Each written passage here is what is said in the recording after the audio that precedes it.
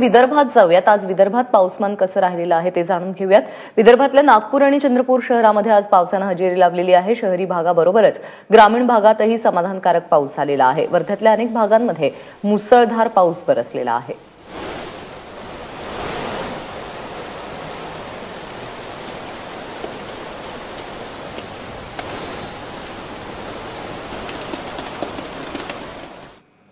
तर विदर्भातल्या पावसाचे अपडेट्स जाणून घेऊयात। सरिता कौशिक आपल्याबरोबर आहेत। तर सरिता, कसा पाऊस होतोय सध्या विदर्भामध्ये?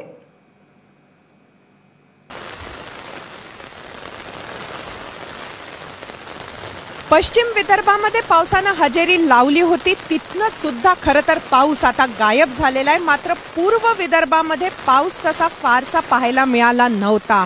आज मात्र लोकांनी हुश्य केले आहे, कारण सकाळपासून वातावरण हळूहळू ढगाळ व्हायला लागलं आणि गडचिरोलीमध्ये सर्वात पहिले मुसळधार पाऊस हा पडायला लागला।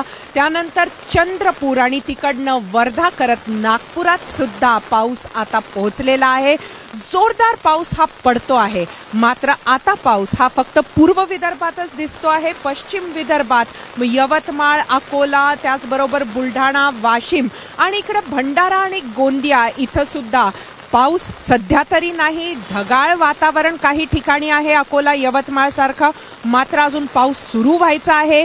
अगदी हलका 10-15 मिनिटं गेले काही दिवसांमध्ये या भागामध्ये पाऊस कुठे कुठे पडला असेल। मात्र सध्या पश्चिम विदर्भात तरी पाऊस नाही। मात्र हवामान खात्यानं काही तुरळक ठिकाणी अगदी जबरदस्त पाऊस पडेल असं वर्तवलेलं आहे। त्यामुळे आज तशी पावसाची अपेक्षा होती, मात्र जबरदस्त पाऊस हा काही तुरळक ठिकाणी पडू शकतो।